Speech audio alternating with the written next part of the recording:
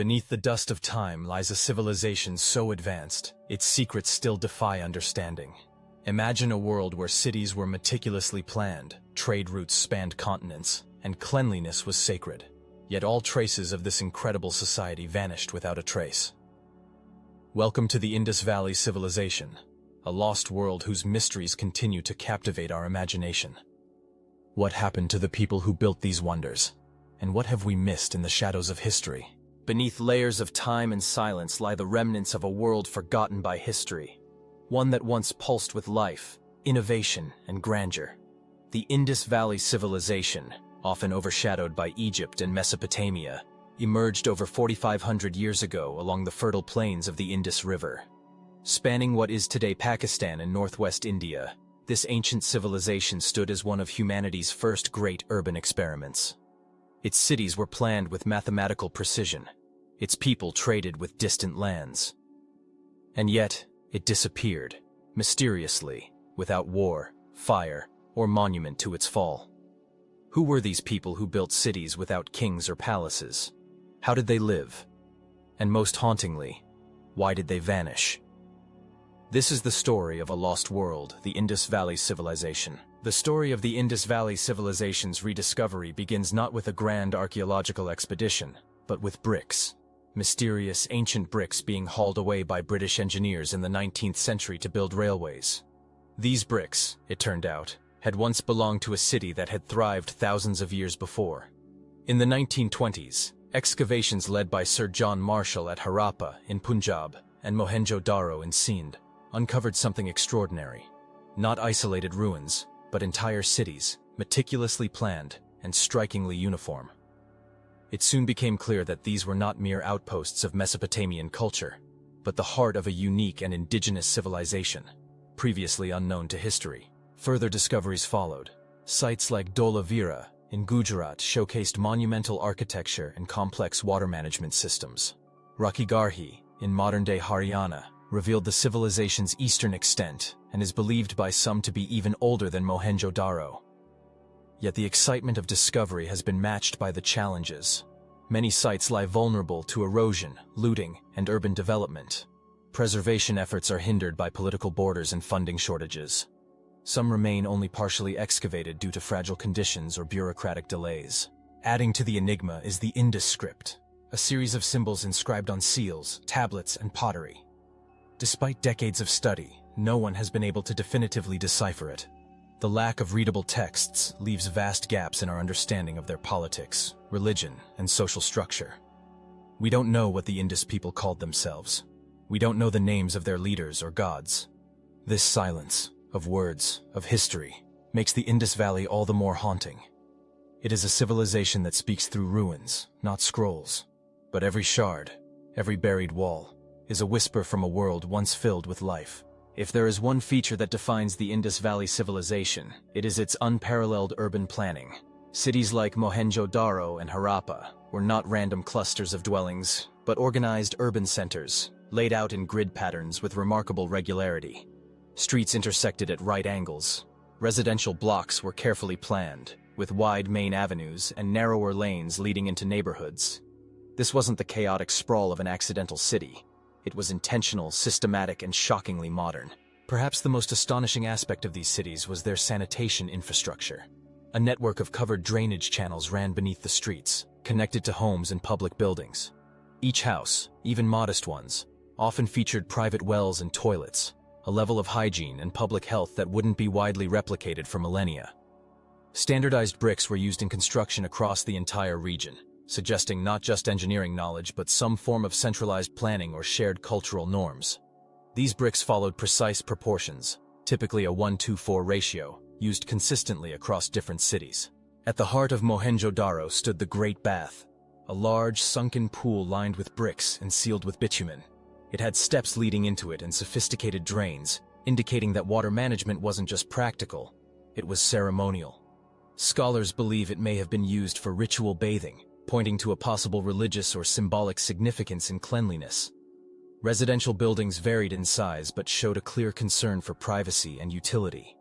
Multi-roomed homes, courtyards, and even upper floors were common.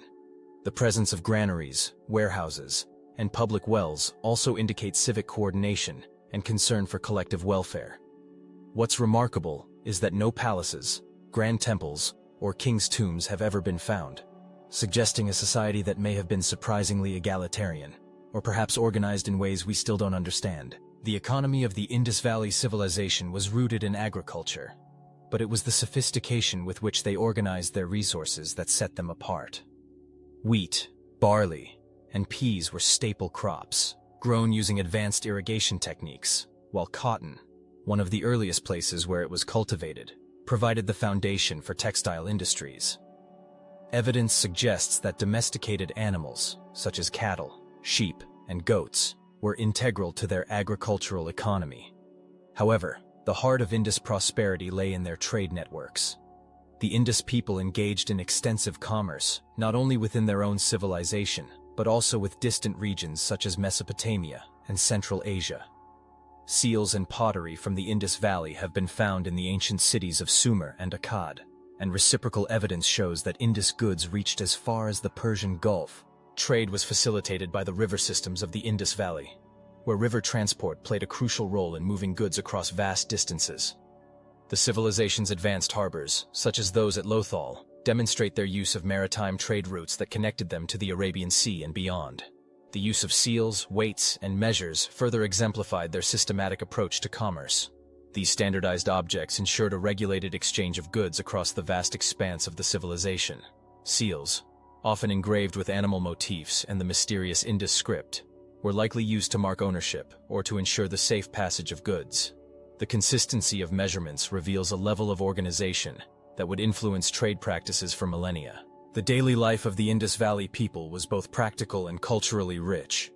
Clothing and adornments reflect a society that valued both functionality and beauty.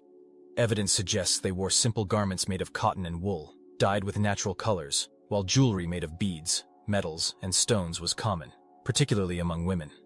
The intricate designs of pottery and figurines further highlight their artistic skills.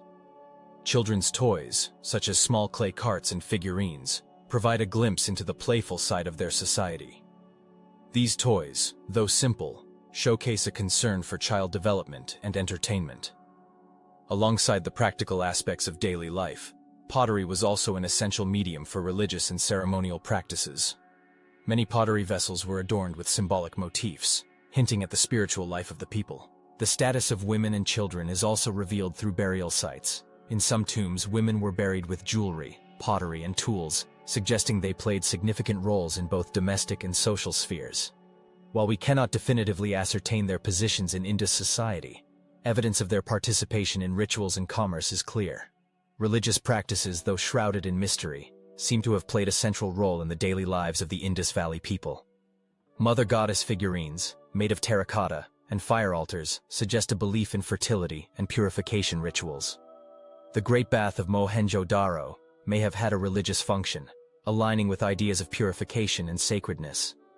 Ritual cleanliness may have extended to other aspects of their urban planning, especially the emphasis on baths and drainage systems, which could reflect a cultural priority placed on ritual purity. One of the most intriguing aspects of the Indus Valley civilization is its script, a series of symbols that have baffled scholars for over a century.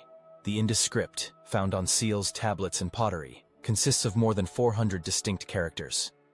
Despite numerous attempts, it has never been successfully deciphered, leaving us with no clear understanding of the language, culture, or governance of the people who created it. There are several competing theories about the nature of the Indus script. Some scholars argue that it is a fully developed writing system, while others believe it may be a form of proto-writing, a set of symbols used to convey ideas or concepts without corresponding to a spoken language. The lack of a bilingual inscription, like the Rosetta Stone for Egyptian hieroglyphs, has made decipherment incredibly difficult. Some suggest that the script may have been a logographic system, where each symbol represents a word or idea, while others posit that it could have been syllabic, representing sounds rather than entire concepts. Adding to the complexity is the absence of any bilingual texts, a key tool in deciphering ancient languages. Without comparable languages or a reference point, the meanings of the Indus symbols remain hidden. Further, the possibility that the script could have been non-linguistic, used perhaps for symbolic, ceremonial, or trade purposes, adds another layer of mystery. It's also possible that the script was used for administrative or commercial purposes, rather than for recording literary or religious texts.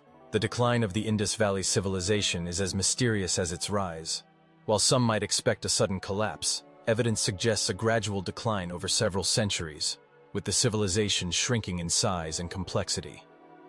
By around 1800 BCE, the once great cities of Mohenjo-daro and Harappa were abandoned, and the civilization's intricate urban infrastructure fell into ruin.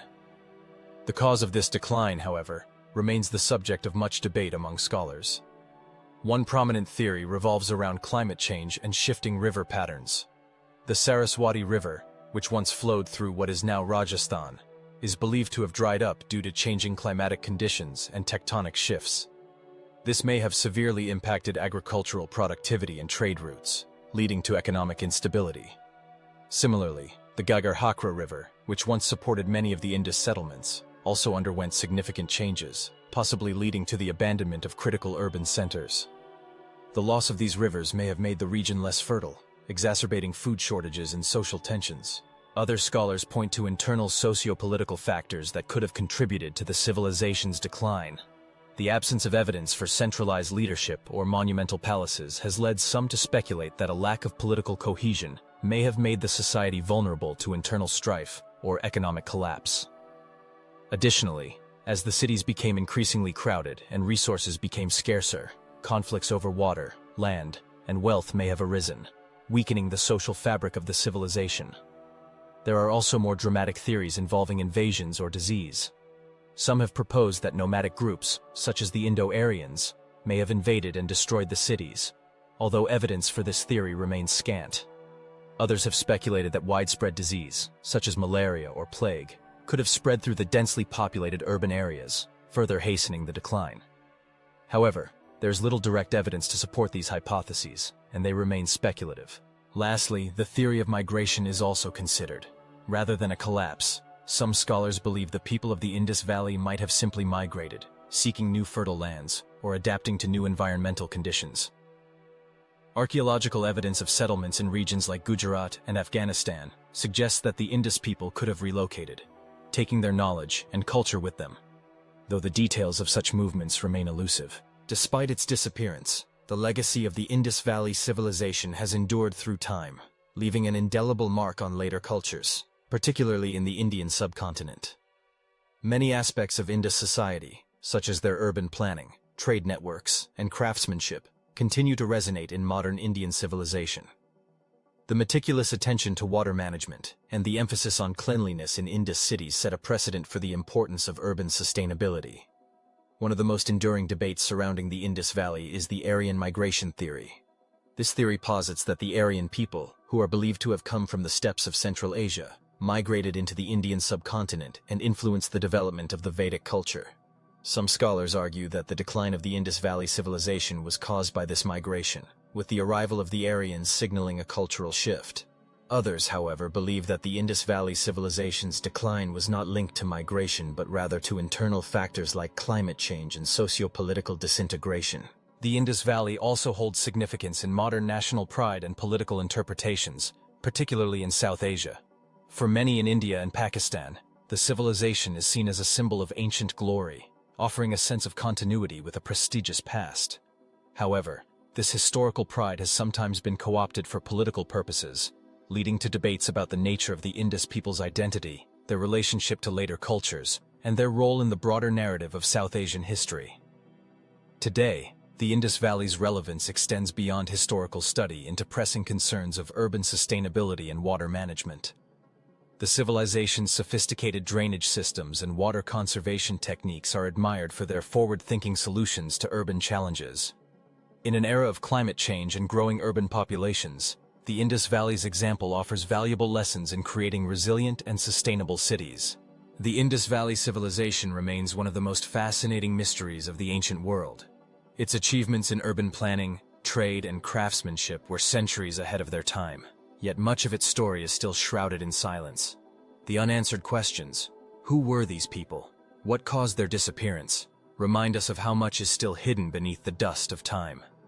As we continue to unearth their cities, their legacy, and their secrets, we are left to wonder, What else lies beneath the surface, waiting to be discovered?